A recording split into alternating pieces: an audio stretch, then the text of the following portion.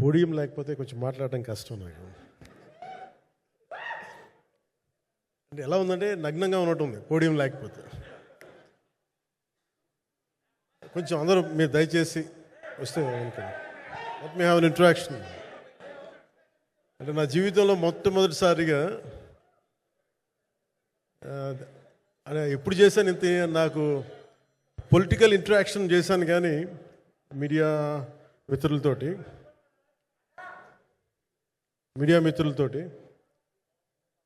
Cinema పరంగా నేను ఎప్పుడు ఆలోచించలేదు, ఎప్పుడు నాకు చేయలేదు.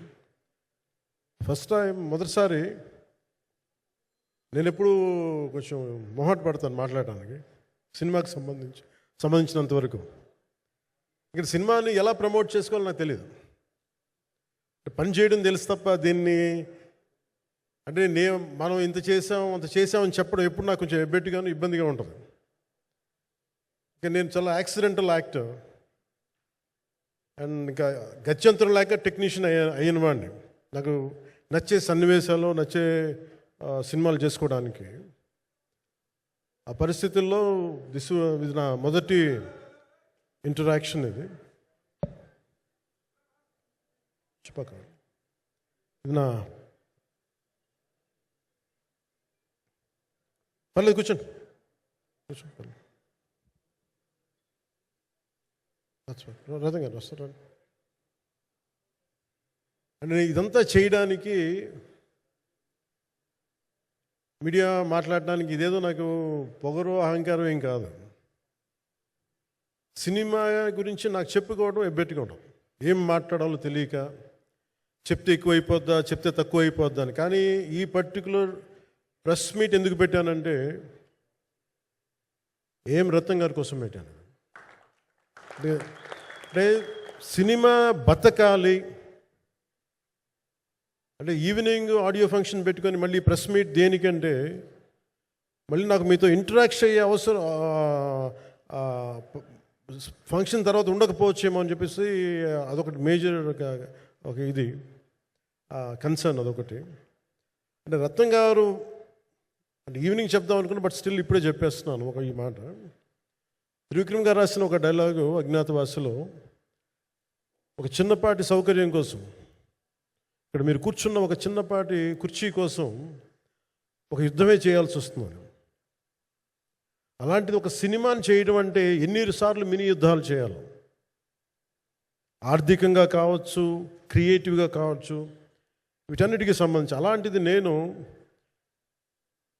ఎప్పుడు కూడా సినిమాల్లోకి రాకముందు ఏం రత్నం గారు లాంటి వ్యక్తి నా ప్రొడ్యూసర్ అయితే బాగుండు అనుకున్నాను. భారతదేశానికి పాన్ ఇండియా సినిమాని, ముఖ్యంగా రీజనల్ సినిమాని జాతీయ స్థాయిలో తీసుకెళ్ళిన వ్యక్తి ఆయన. తమిళ సినిమాని చాలా ఛాలెంజింగ్ తెలుగులో డబ్ చేసి దాన్ని స్ట్రైట్ సినిమాలతో సమానంగా ఆడేంత సత్తా చూపించిన వ్యక్తి.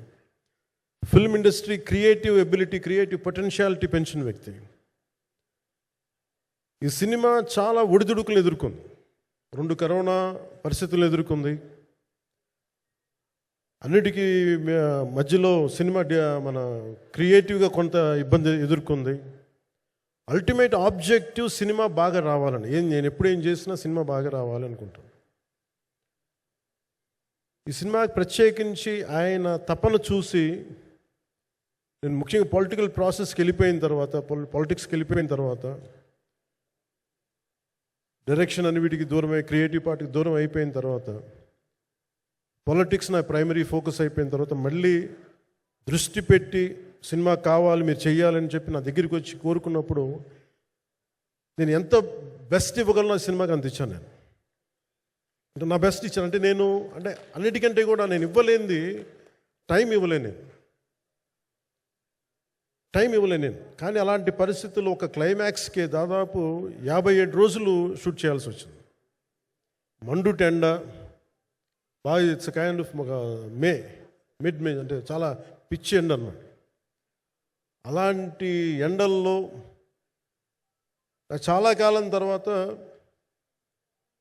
నాకు మార్షల్ ఆర్ట్స్, నేను ఎప్పుడో నేర్చుకున్న మార్షల్ ఆర్ట్స్, ఒక ఎస్క్రీమా కానీ, ఊషు కానీ, నేను నేర్చుకున్న సెల్ఫ్ డిఫెన్స్ టెక్నిక్స్ కానీ, యుఎస్లో నేను ఒక వర్క్షాప్ చేసిన జీత్ కండు ఇవి కానీ ఇవన్నీ ఈ సినిమాకి నాకు పనికి వచ్చినాయి. నాకు ఇవన్నీ వీళ్ళతో డిఫరెంట్ కొరియోగ్రాఫర్స్తో కూర్చొని ప్రత్యేకించి క్లైమాక్స్ పార్ట్ ఇది అందరికీ ఇన్స్పైర్ చేసింది.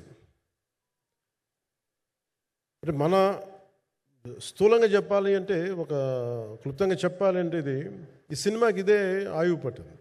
ఈ ఫస్ట్ పార్ట్కి ఎక్కడ కొల్లూరు నుంచి మన కృష్ణానది తీరం కొల్లూరు, విజయవాడ సమీపంలో ఉన్న కొల్లూరు ప్రాంతం నుంచి దొరికిన ఒక కోహినూరు వజ్రం నుంచి అది ఎటు మన గోల్కొండ రాజుల దాకా వచ్చింది, మన హైదరాబాద్ సుల్తాన్ల దాకా ఎలా వచ్చింది, దీని ట్రావెల్ ఇటు వెళ్ళింది. ఇవన్నీ జరిగినప్పుడు దీని నేపథ్యంలో జరిగే కథ ఇది. ముఖ్యంగా ఈ ఫౌండేషనల్ వర్క్ చేసిన వ్యక్తి క్రిష్ జాగర్లమూడి గారు చాలా హై కాన్సెప్ట్తో పట్టుకొచ్చారు దీన్ని.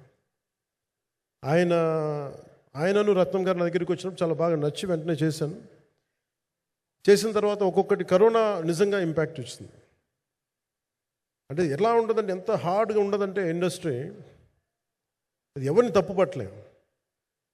ఒకప్పుడు ఆయన వెంట చుట్టిన నిర్మాతలు, ఆయన వెంట తిరిగిన డిస్ట్రిబ్యూటర్స్, హీరోస్ అందరికి, అలాంటి వాళ్ళకి ఒక నిర్మాతగా ఆయన తపన పడుతుంటే నాకు అంటే ఆయన కోసం ఖుషి తీస్తున్నప్పుడు కానీ ఆయనతోటి ఎంత సౌకర్యం ఇచ్చారంటే, అసలు మాకు 1 month ముందు ప్రీ ప్రొడక్షన్ అయిపోయి నాకు అంత సౌకర్యాన్ని ఇచ్చారు. నేను కంపోజ్ చేసిన యాక్షన్ సీక్వెన్సెస్ కానీ ఫైట్స్ కానీ ఖుషీకి నాకు ఆల్రెడీ ఒక 1 month 1.5 month థియేటర్ నాకు ఇచ్చేసి, మన సురేష్ ఎఫెక్ట్స్ థియేటర్ మొత్తం ఇచ్చి నాకు అంత లగ్జరీ ఇచ్చిన వ్యక్తి ఆయన నలిగిపోతుంటే నాకు నిజంగా చాలా బాధేస్తుంది. ఒకసారి it is not about money, it's not about success, it's about standing by whom you trust, who stood for the people and who stood for the industry. నాకు ఎందుకు ఇది మీతో పంచుకోవాలనిపించింది.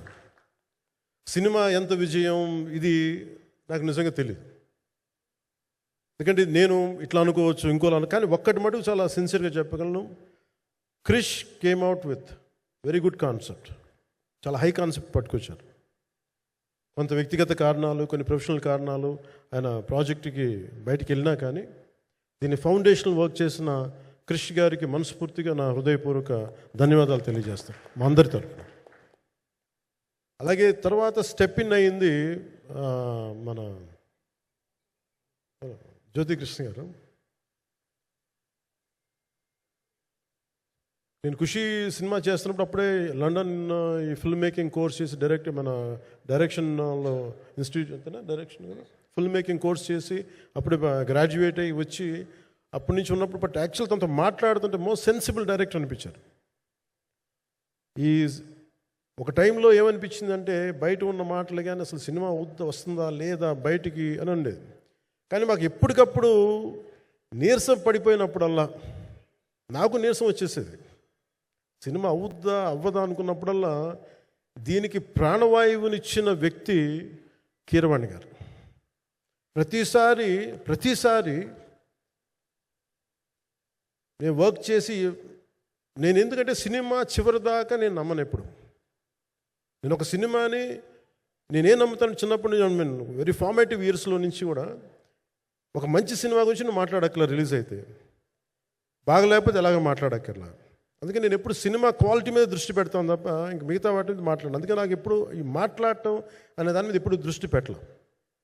కానీ ఫస్ట్ టైం ఈ సినిమాకి చాలా అవసరం అనిపించింది. ఎందుకంటే ఒక నిర్మాతలు కనుమరుగవుతున్న ఈ సమయంలో ఒక బలమైన సినిమా తీసి ఒడిదుడుకుల్ని తట్టుకోగలిగి ఒక నిర్మాత కనుమరుగవ్వకూడదు.